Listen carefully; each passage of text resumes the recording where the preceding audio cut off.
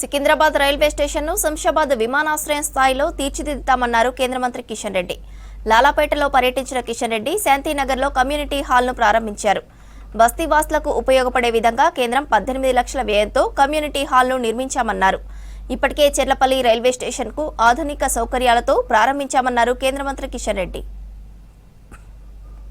చిన్న చిన్న పనులు కూడా ఏవి అయ్యే పరిస్థితి లేదు. చిన్న చిన్న పనులకు టెండర్లు పిలిస్తే ఈరోజు కాంట్రాక్టర్లు ముందుకు రావడం లేదు. జిహెచ్ఎంసీలో పనిచేసినా లేకపోతే వాటర్ వర్క్స్లో పనిచేసినా కూడా వీళ్ళు డబ్బులు ఇవ్వరు. సంవత్సరాల తరబడి తిప్పుతారు మమ్మల్ని.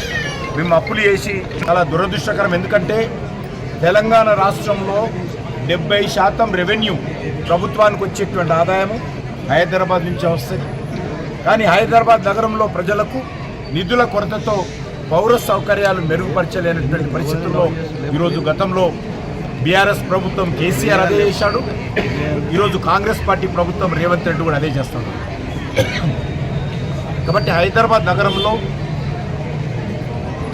అత్యంత ప్రతిష్టాత్మకమైనటువంటి నగరము. ఇక్కడ ఉండేటువంటి జనాభాతో పాటు ప్రతిరోజు ఒక 15 లక్షల మంది ప్రజలు వచ్చి వెళ్తుంటారు. మరి ప్రభుత్వం మీద ఉన్నది. కాబట్టి ఇక్కడ ముఖ్యంగా హైదరాబాద్ అంటే గతంలో ఉన్నటువంటి కేసీఆర్ కానీ ఇప్పుడు ఉన్నటువంటి రేవంత్ రెడ్డి కానీ హైటెక్ సిటీ అనుకుంటున్నారు. హైదరాబాద్ అంటే హైటెక్ సిటీ కాదు. హైదరాబాద్ అంటే మాదాపూర్ మాత్రమే కాదు. హైదరాబాద్ అంటే సికింద్రాబాద్లో ఉన్నటువంటి బస్తీలు, హైదరాబాద్ అంటే మషీరాబాద్లో ఉన్నటువంటి బస్తీలు, హైదరాబాద్లో అంటే గౌలుగూడ అంబర్పేటలో ఉన్నటువంటి బస్తీలు, ఖైరతాబాద్లో ఉన్నటువంటి బస్తీలు. ఈ బస్తీలలో ప్రజలు ఇబ్బంది పడతా ఉంటే కనీసం బస్తీలలో నడుపుకున్నా కూడా పట్టించుకునేటువంటి పరిస్థితి లేదు. ఎంతసేపు ఎక్కడైతే రియల్ ఎస్టేట్ వ్యాపారం ఉందో, ఎక్కడైతే పెద్ద పెద్ద కాంట్రాక్టర్ నివాసం ఉంటారో అదే హైదరాబాద్ అనుకునేటువంటి విధంగా ఈరోజు మనకు మరి అనేక రకాల ఇబ్బందులకు గురి చేస్తూ ఉన్నారు. కాబట్టి నేను ప్రభుత్వాన్ని కోరుతా ఉన్నాను, ఒరిజినల్ హైదరాబాదు, నిజమైనటువంటి హైదరాబాదు సికింద్రాబాద్లో ఉంది. అందుకే దీన్ని లష్కర్ అంటారు.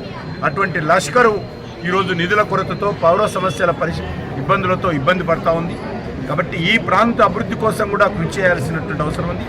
తప్పకుండా రానున్న రోజుల్లో హైదరాబాద్లో ఈ యొక్క సమస్యల పరిష్కారం కోసం భారతీయ జనతా పార్టీ తరఫున ఈ ప్రభుత్వం మీద ఒత్తిడి